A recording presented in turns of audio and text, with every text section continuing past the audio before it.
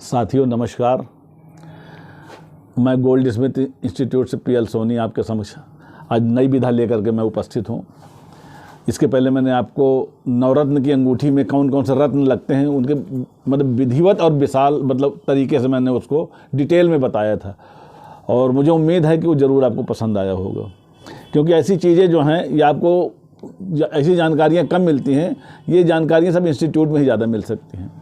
आज मेरा मन हुआ कि जो मेरे वीवर हैं, जो ग्राहक जाते हैं अपने जेवर खरीदने के लिए, ऑर्नामेंट खरीदने के लिए, बहन बेटियों के लिए, नई बहू के लिए, शादी ब्याह के लिए जो जेवर खरीदने के लिए जाते हैं, तो उसमें कैसे उनका निवेश ऐसा हो कि जो वक्त ज़रूरत पे काम आवे, उनका वो निवेश में कतई लॉस ना हो। उनका ऐसा निवेश हो कि आम के आम और गुठलियों के दाम, हमारी बहू बेटियां पहने भी और ज़रूरत पड़ने पर उसको बेच भी लें।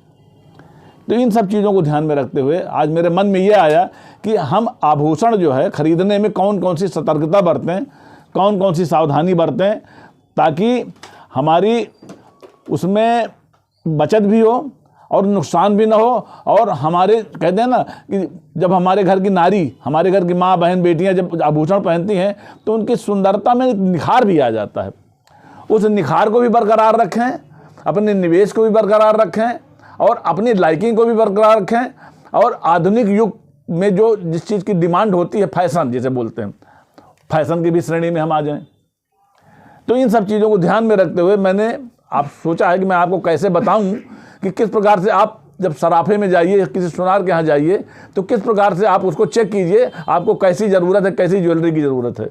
तो इसमें सबसे पहले चीज़ है कि शैली में आपको ये देखना है कि कैजुअल आपको चाहिए कि फार्मल चाहिए। अब कैजुअल फार्मल का मतलब ये है कि एक तो ज्वेलरी होती है जो आप रोज़ पहने रहती हैं, और एक होता है कि हम शादी ब्याह में पहनते हैं या कभी जो इवेंट वगैरह होते हैं वहाँ पहन करके जाते हैं।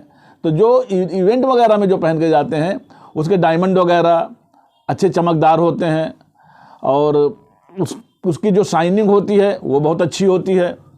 जो कैजुअल होते हैं तो कैजुअल में ज़्यादातर लोग डायमंड नहीं लगवाते हैं, नग नहीं लगवाते हैं, आर्टिफिशियल वाले भी नहीं लगवाते हैं, क्योंकि घर में जब महिलाएं हमारे काम करेंगी तो बर्तन भी धोना है, उनको रोटी भी बनाना है, सब काम करना है ना, तो उसमें क्या है तो धूमिल पड़ जाते हैं वो नग और घिस जाते हैं, बेकार हो जाते हैं। इसलिए मैं तो आपको यही सजेस्ट करूँगा कि जैसे आपको कंगन बनवाना है, नाक की जो कील वगैरह है, कील में तो चलिए उतना ज़्यादा नहीं है, लेकिन कंगन बनवा रहे हैं, अंगूठी बनवा रहे हैं या और ऐसी चीज़ जो रोज़ में पहनी जा सकती है, उसमें नग को अवॉइड कीजिए।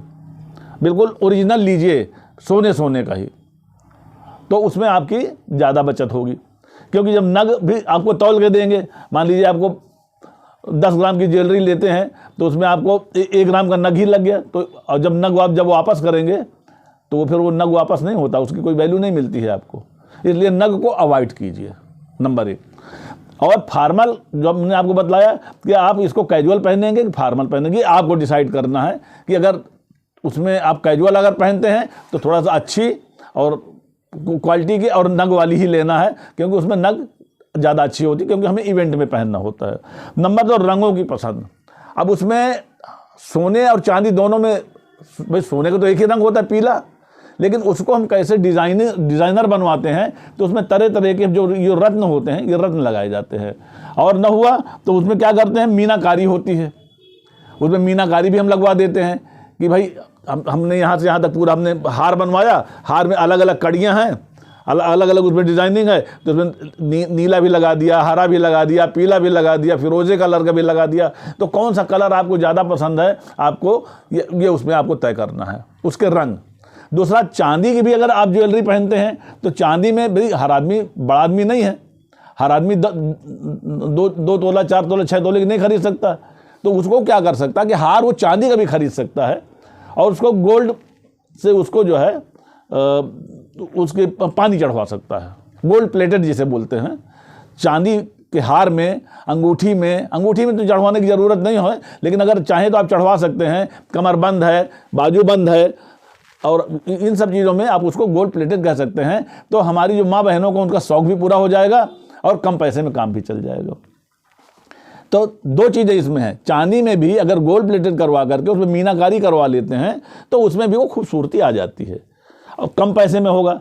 सोना अगर खरीदेंगे तो वही चीज़ हम 80,000 में खरीदेंगे 1 तोले का, ये 10 ग्राम का, और उसमें ज़्यादा से ज़्यादा आपका 1,000 रुपये में काम चल जाएगा।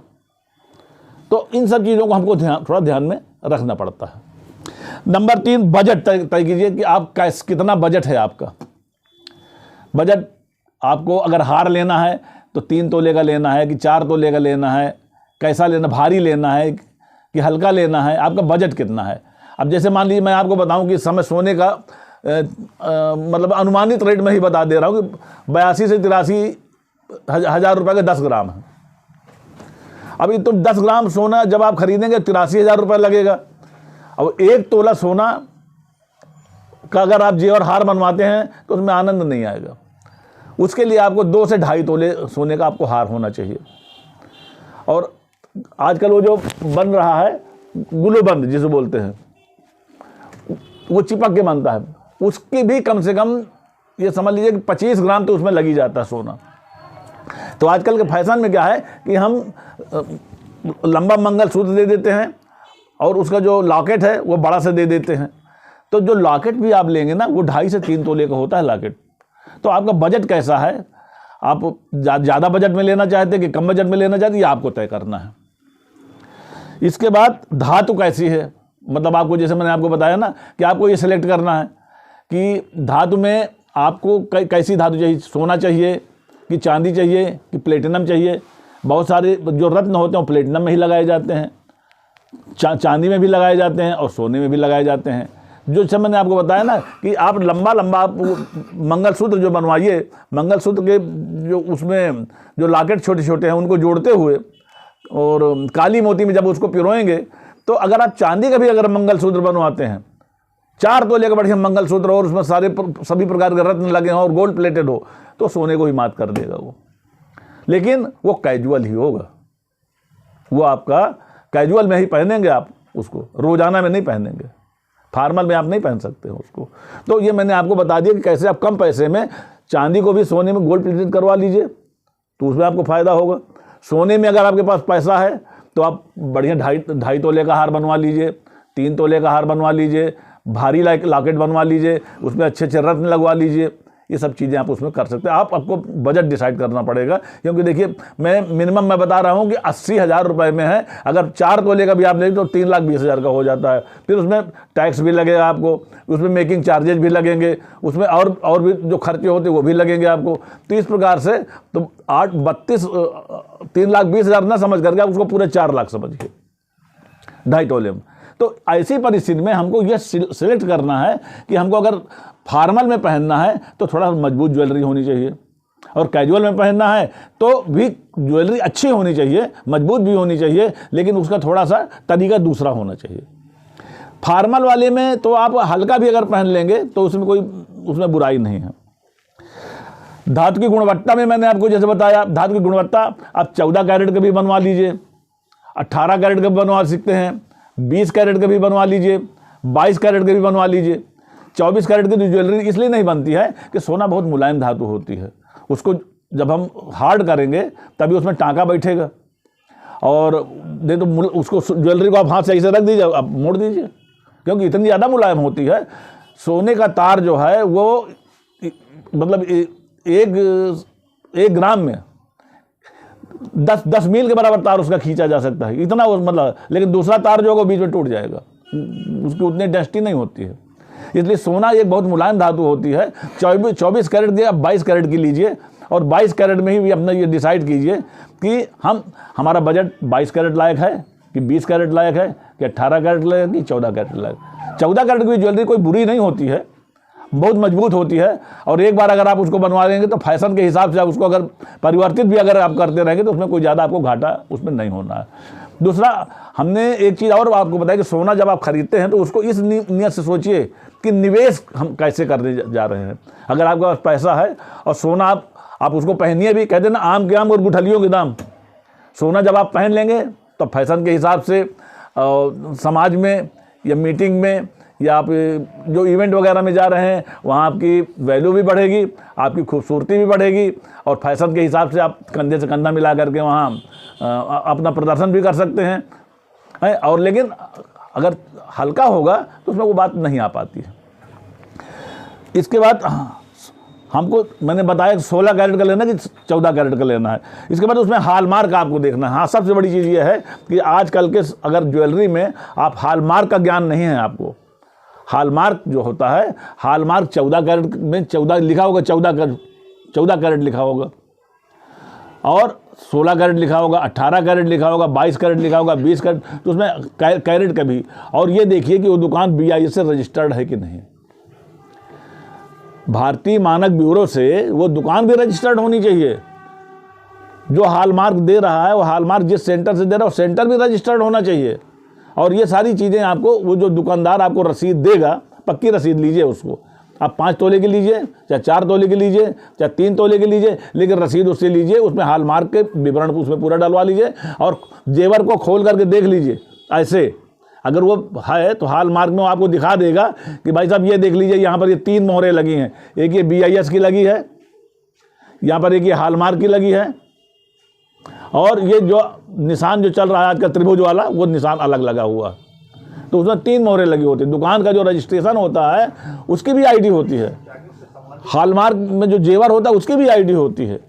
तो वो ID आपको रसीद में लिख करके देगा, और उसको कहीं भी आप कंप्यूटर में ले जा करके ऑनलाइन उसको खोल करके देख लेते हैं, क्योंकि जहाँ की बनी हुई उसमें सेंटर का नाम भी लिखा होगा, और वो आजीवन होता है उसमें, उसको कोई बदल नहीं सकता है।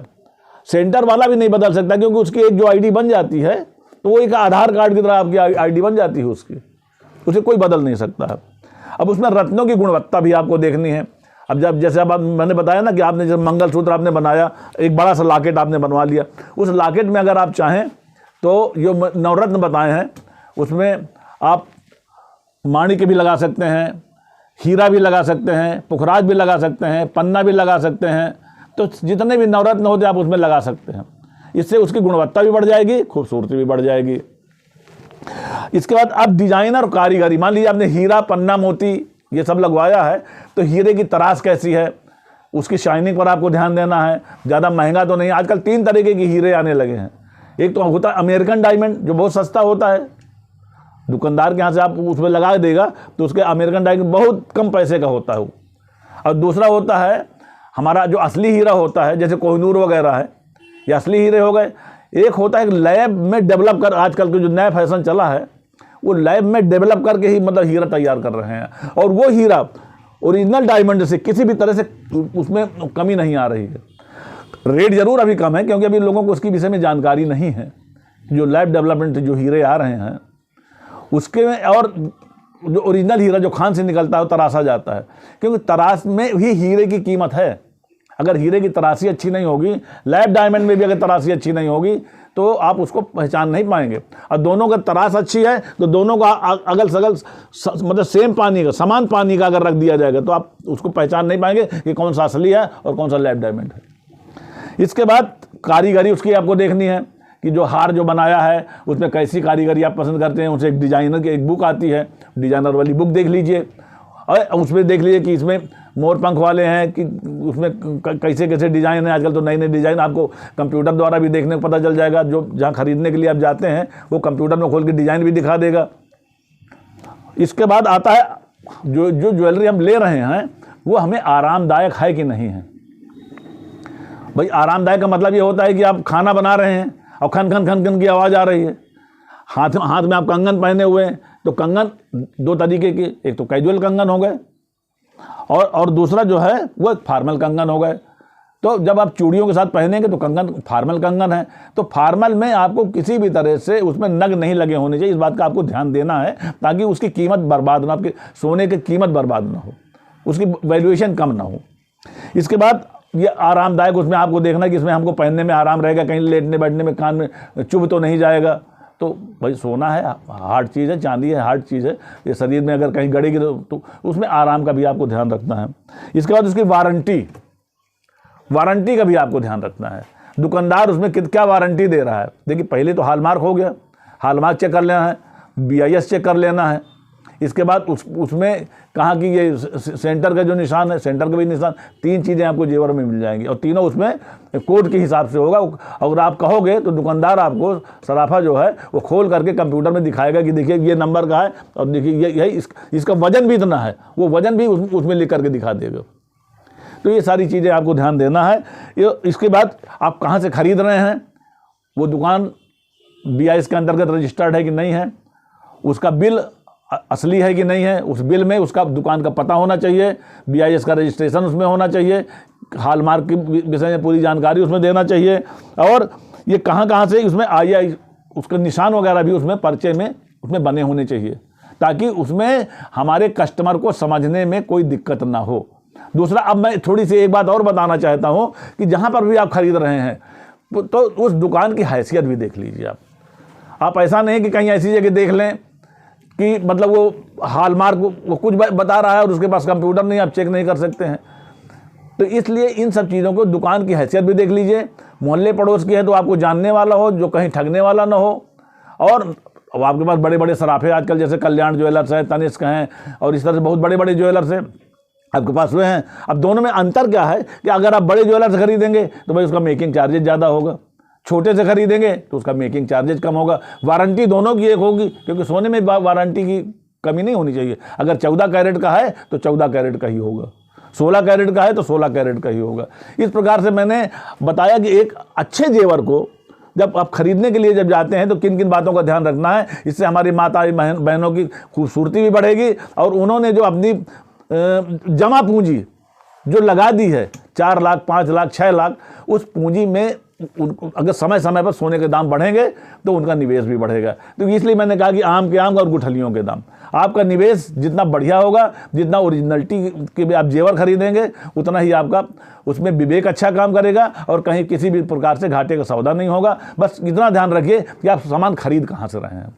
अच्छा ज्वेलर्स होगा, अच्छी गारंटी होगी और वो आपके पास रसीद जो होगी, पक्की रसीद, इसमें सारी चीज़ें यहाँ आनी चाहिए। मैं चाहता हूँ कि आप यहाँ से खरीदिए, आपका निवेश बढ़े, आपकी खूबसूरती बढ़े और समाज में आपका मान सम्मान हो। ये इन सब बातों के साथ मैं आपको जितना मैंने आपको बतलाया उन सब चीज़ों का ध्यान रखिएगा। आपका निवेश और बदलता हुआ परिवेश, जब बदलता हुआ परिवेश होगा तो उसमें आपकी कीमत भी बढ़ेगी और आपकी खूबसूरती बढ़ेगी और फैशन में आपकी बराबरी का हिस्सा होगा। जय हिंद, जय भारत, जय स्वर्णकाश।